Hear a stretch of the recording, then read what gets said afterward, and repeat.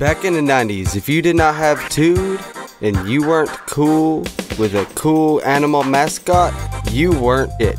Let's be honest, back then we were a little crazy at the time, but we sure did have some fantastic games come out of it, and characters were created that still stick out in our minds. So today, we will go over the 5 best PlayStation platformers in Houdini Fontmeister's opinion. Yes, that's me. And I also have the help of HistoricNerd, Matthew QuiBelle, and Super Mayhem along for the ride. Please be sure to leave a like and comment in the comment section down below telling me what your favorite PlayStation 1 platformers at the time were. Let's get started.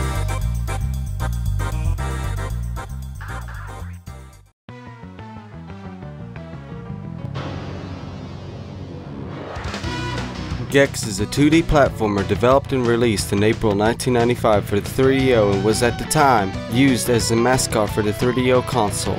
It became clear that the 3DO was not taking off, and it was quickly ported to the PlayStation 1 and released on December 13, 1995 before being ported to the Saturn and Microsoft Windows in 1996. It was the first game in the Gex series and introduced the smartass TV-obsessed gecko Gex, who was voiced by comedian Dana Gould. Gex was created by Lyle Hall in 1993, shortly after he joined Crystal Dynamics. Initially he was a movie stuntman named Gecko X before being retooled as he currently is by Greg Travers, obviously with the blessing of the creator.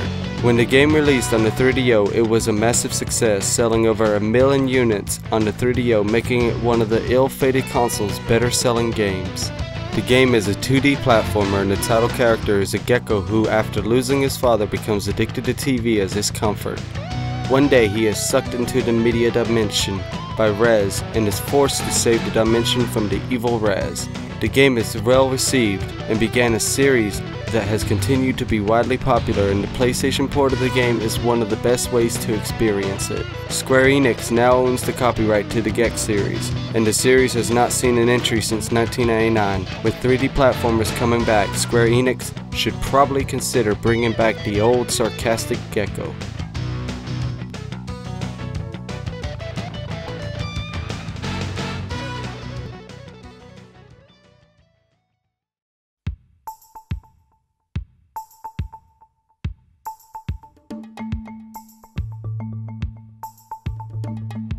Oh, Ubisoft, you crazy Frenchmen.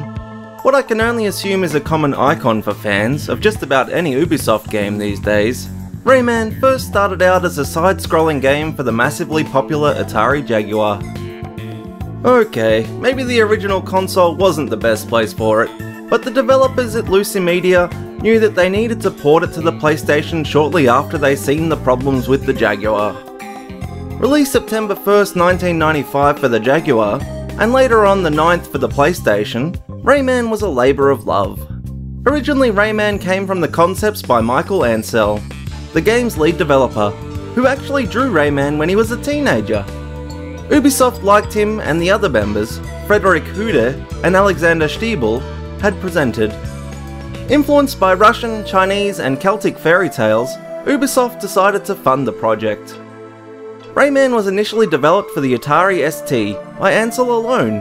When Huda joined the project, they intended the project for an SNES CD version and hired animators that improved the visuals a lot. When the CD attachment was cancelled, the prototype for this version was left incomplete and the team moved on to other platforms. In recent years, the prototype to Rayman on the SNES was actually found and backed up, and it's surprising how much was done before the project was scrapped. It was eventually decided to be released for the PlayStation as well, since the console allowed an easier development time. When the game finally released, it was praised for all of its atmosphere, animated 2D graphics, and of course the soundtrack. It won several awards, including Best Music in a CD-ROM Game and Best Animation by EGM in 1995.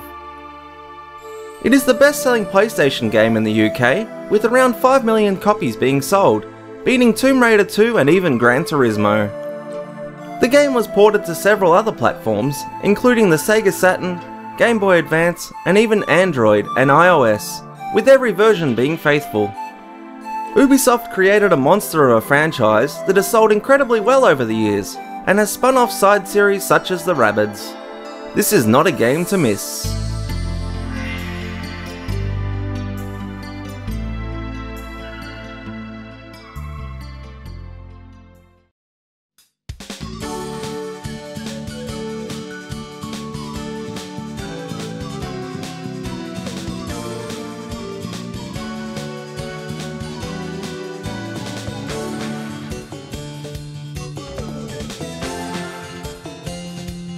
Klonoa, Door to Phantom Mile. Klonoa was developed and released for the original PlayStation on December 11, 1997, in Japan and March 10th in the United States. Developed and published by Namco, it is the 10th title directed by Hideo Yoshizawa, known primarily for his work on the Ninja Gaiden NES trilogy. The original concept of the game had a serious story focused on robots with a motif of ancient ruins. Obviously this was dropped for a more comical style. Yoshizawa was unhappy with the gaming industry's lack of story-focused games, and wanted this to be a more cinematic game. Tsuyoshi Kobayashi, the main planner, conceptualized the gameplay. He came up with the idea of a fast-paced action game where the character could move and be attacked while making use of the enemy. Klonoa was designed by Yoshihiko Arai. Originally, he was a shady shadow-like character, but the lack of color seemed distasteful on the hardware, so he decided to drop it for the cat-eyed long-eared Klonoa. He then dressed the character with a hat and necklace, and made use of Pac-Man on the cap. This is a 2.5D platformer, and this allowed them to do many creative things with the level design. The fun art and gameplay was appealing to kids, while they hoped the emotional in-depth story would appeal to an older audience.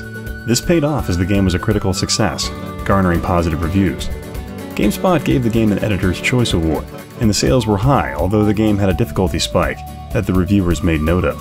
The game spawned other games and had a sequel. It also had a remake on the Wii, which was also well received. Currently, Henshin Inc. is producing a feature film based on the universe with its original story.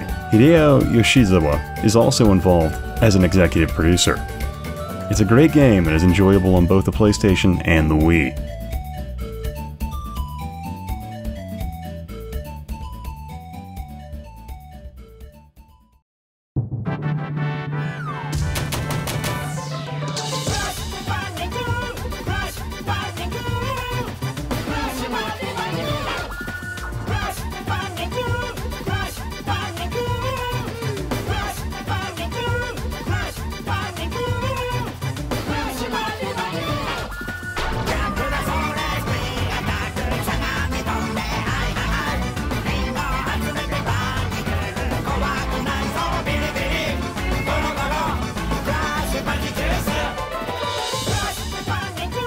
So Sonic's ass, I mean, sorry guys, sorry, just cut out if you need, I'm sorry, it's just a joke, I'm sorry YouTube, I didn't mean to demonetize, oh shit, we're dead.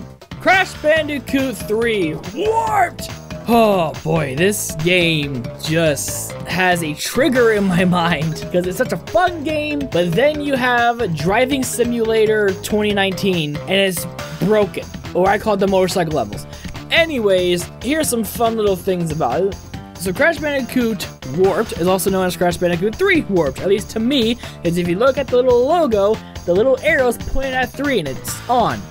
Knowledge. Andy Gavin, Stephen White, and Greg Omi are back, and they made 3 new gameplay engines for Warped. They did 2 3D that was made for the airplane and the jet ski levels, aka the oh yeah, Coco's a real thing now levels, and the last one was made for the motorcycle levels, also known as bullshit. Combined, these made up a third of the game. Oh shit, I gotta burp so bad. Oh god, it's like, it just is right there too. I'll cut it out. Combined, these made up a third of the game, while the other 2/3 of the game consists of these same engines that was used to the previous games. These are reused because they just work. I mean, why would you have to make something better if it's already working? Like, it's like telling your coders to take McDonald's POS system, making it better. That's a good thing. We should talk about that. You want, yeah, McDonald's sponsor me. Anyways, we have almost everyone back that did the original games to bring in some new fun faces, especially Uka Uka and Dr. Defender's Trophy. Both of them that was led by Uka Uka, and Entropy, get the jokes. Anyways, Entropy was the guy in charge of our time twister machine, aka this was done with time travel. So a part of the story is that they went back in time and they're getting the crystals so they can conquer the future. I wonder, you know, all those time travel things that people have done have totally worked in the past 10 years. The game still sucks.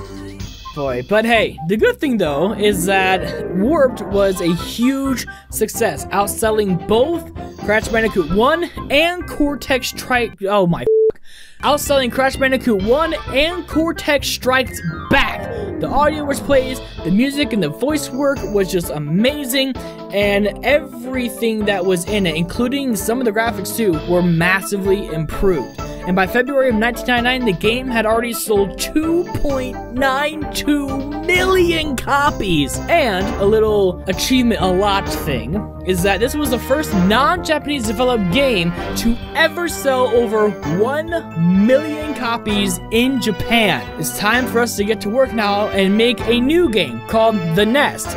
Basically, you have to play Kremlin's Revenge and try not to cuss.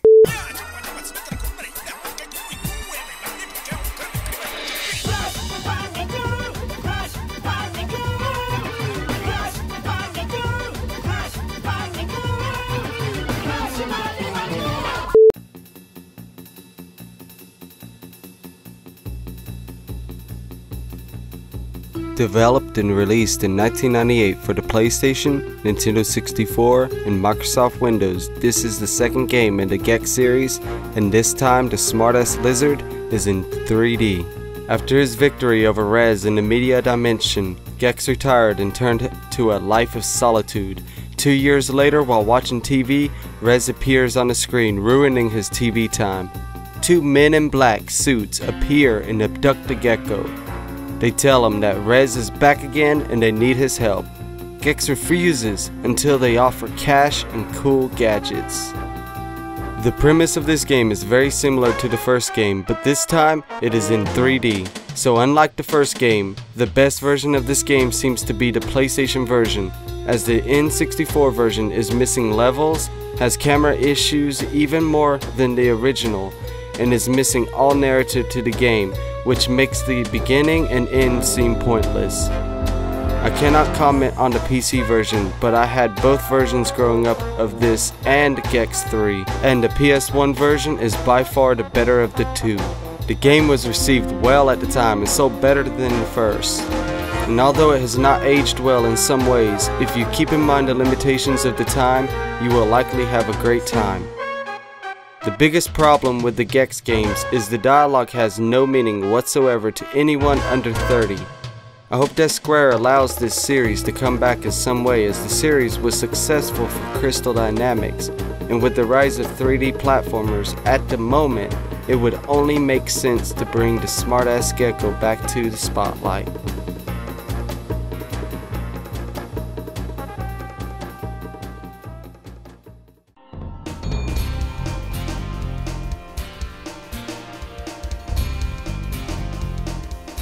Released on September 9, 1998 for the PlayStation 1, Spyro the Dragon was Insomniac Games' second game released. The developers had originally wanted Spyro to be green, but the decision was made to instead make him purple so that he wouldn't blend with the grass that was all throughout the game. Spyro the Dragon used a 3D panoramic engine, which was being developed by Alex Hastings. This rendering system also allowed objects to be displayed in varying levels of detail, or LOD, depending on how far away Spyro was from them, making it one of the first PlayStation games to use this. This allowed the developers to make a more expansive and open world game without sacrificing the graphics of the game. The game's music was composed by Stuart Copeland. He wrote the music by playing through each of the levels in the earlier versions of the game. He used this experience to craft a soundtrack around each level's atmosphere. The story takes place in the Dragon Kingdom and is a huge 3D platforming game where you are tasked with rescuing all of the dragons who have been turned to stone. The game's tone was initially meant to be a much darker and far more realistic game. they decided to take a more whimsical direction in the end. Mark Cerny suggested they do a more mass appeal type of game since the Nintendo 64 had outnumbered the PlayStation 1 in these types of games. In the end, it all paid off as the game was received very positively upon release. Its legacy has created a long-standing series that has seen 2 reboots and also is getting a remake for the PlayStation 4 and Xbox One known as the Reignited Trilogy to be released on September 21st, 2018. I cannot express how much I love the Spyro the Dragon series. It is my favorite PlayStation platforming series of all time and is unlikely to be passed by any other series. And I am super glad to see that this series is gaining so much attention these days, especially with the success of the Crash Bandicoot series. Come on guys, let's make the Spyro the Dragon trilogy a massive success so they will bring the series back to its roots.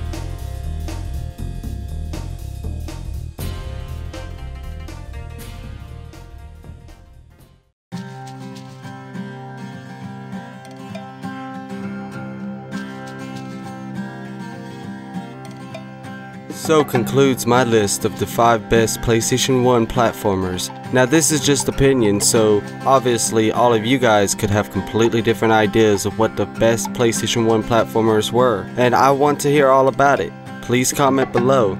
And if you enjoyed the video, please be sure to leave a like and subscribe to the channel if you're new. Also, be sure to check out all of the guests who appeared in the video today. I look forward to making more videos with you guys, and I hope to join you in some of your own original content as well. Anyway, thank you all for joining us for this wonderful video. I hope you all have a great day and be sure to share the love. Also, for anybody who's been missing me on YouTube as a streamer, I am still going to be doing YouTube streams, but I have been doing streams 5 days a week on Twitch. So if you want to really enjoy my live streams, then come on over to Twitch and give me a follow so that you can catch me at my best times. Anyway, thank you guys for watching. Stay nerdy. Houdini out.